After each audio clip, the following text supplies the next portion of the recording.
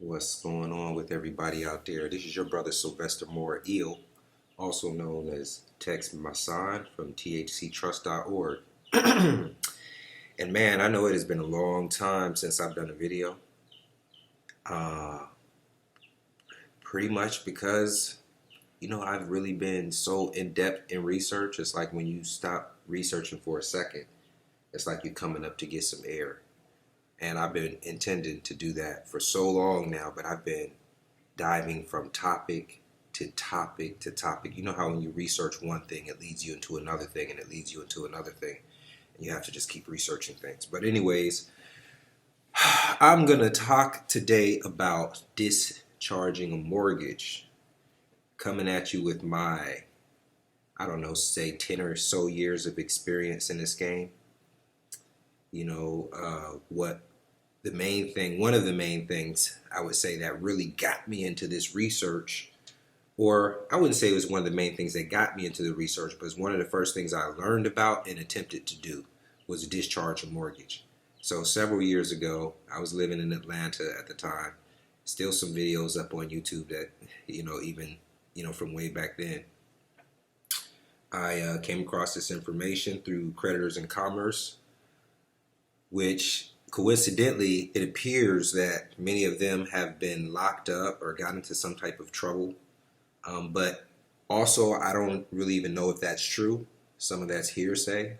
I'm big on identifying hearsay and acknowledging it and not relying on, not even in my thinking, not even in my process. I can't rely on hearsay because it never, it hasn't served anybody so far. People have all these ideas and concepts of what they can and can't do. And my experience in this game has been the opposite of what people have said. So I really don't go by hearsay. I go by my experience, or I rely on what I've researched. And you'll find that out about me. So if we're trying to build and we're trying to talk about you discharging your mortgage or whatever you have going on, and you get to telling me about what this person says or what that guru says, I'm going to just say, you know what, well, that's not valid. Not to me, not in that conversation. If you can't show me based off of what you read, the statute, the law, the citation of authority, if you don't have anything that you use to rely on, then you can't break bread or share information with me because I can't rely on hearsay. I mean, there's a place for hearsay, but I can't rely on that in my process. An example, people say, oh, I know they, and this is no disrespect for any of the people that said it, because definitely people have said this to me, numerous people, not just one. Oh, I know they cashed my instrument.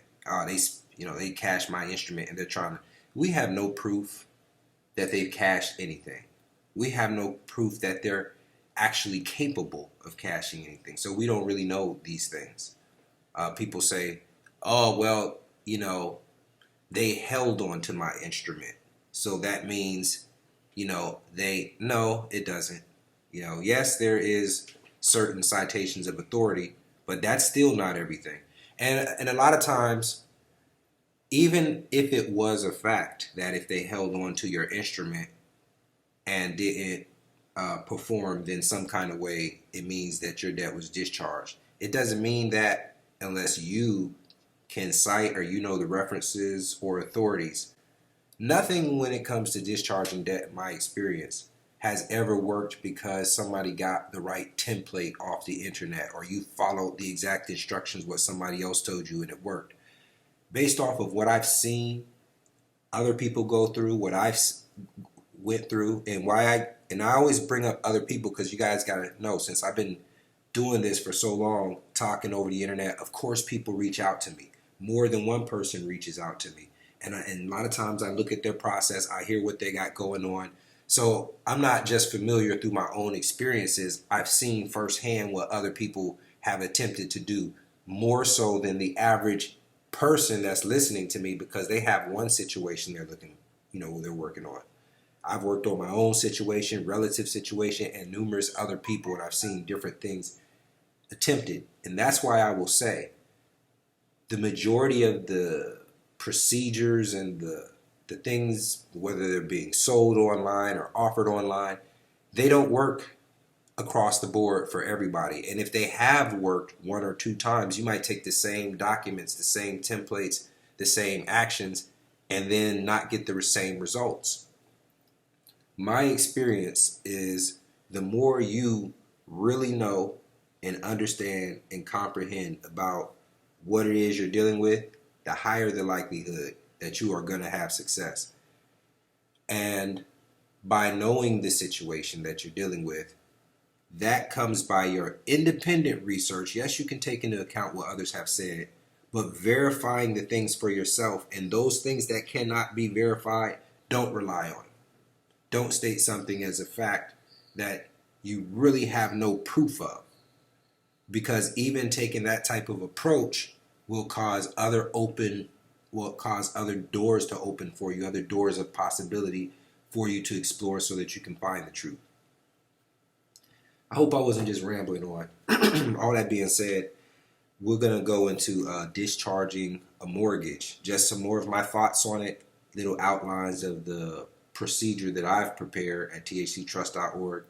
This is based off of what I think one needs to do to have success, based off of all of my experiences of not having success, and knowing in many of those circumstances, especially of other people, looking at their documents or understanding what they've done, clearly seeing the flaws in what they've done. So I'm just going to share my experience, what I know, and I really would love your feedback on this video, especially those people who've been studying, this type of stuff for 5, 6, 7, 8, 9, 10 plus years, because, and I'll also say, if you just heard about this information because you have a mortgage situation going on and you're looking for a solution, this information that I might drop is probably going to really put you in the right direction, but unfortunately for you, this ain't the type of information you just rush and act upon. There's so many other things in between the lines that you really don't understand that I'm going to discuss because you don't have the years of studying this stuff. And I will really encourage you, for many reasons, don't try to execute something that you don't fully understand. It can blow up in your face, right? It's like trying to use dynamite or something, and you don't know anything about using dynamite. You could get the results that you want, but it could also blow up in your face, So I'm not trying to scare you because I don't have a fear of doing any documents or recording anything. But that's because I understand what I'm doing.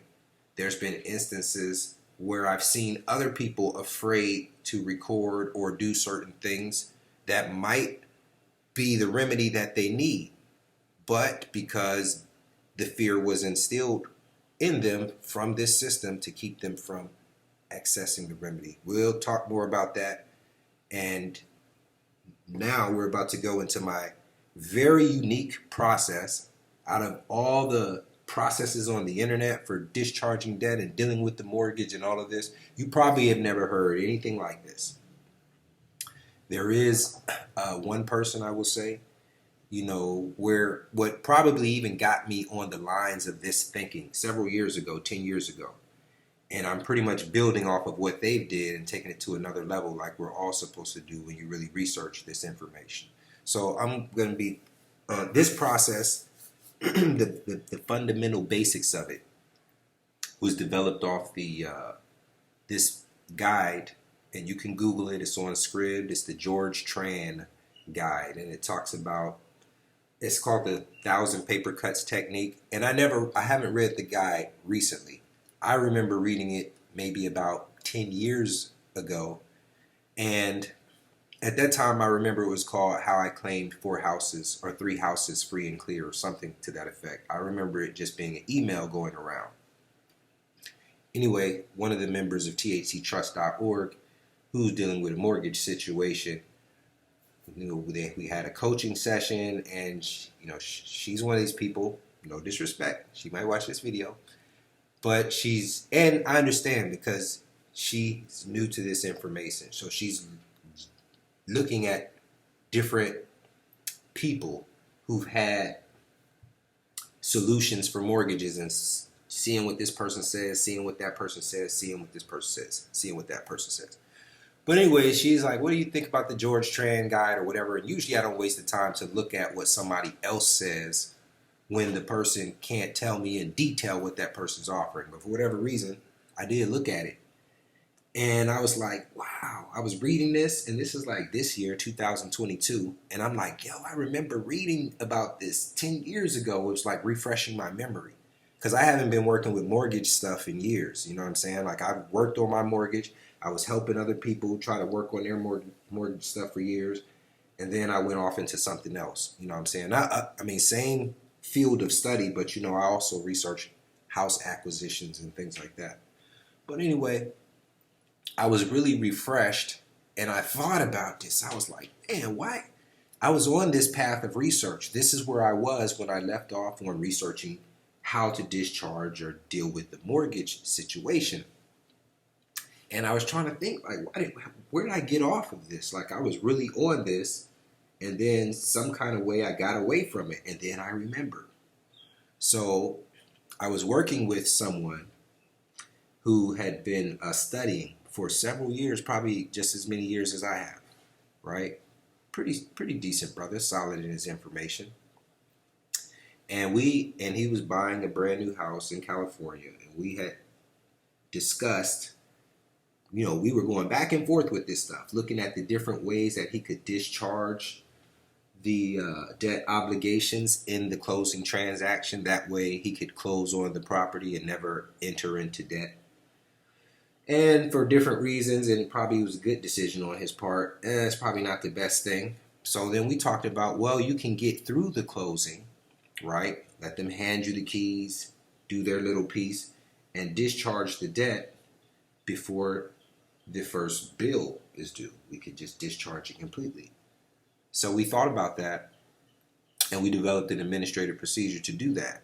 That administrative procedure was recording a bond against the mortgage deed, because based off of my research, that's the way to discharge a deed of trust or a security deed or a mortgage is a bond. So we developed this high-level process.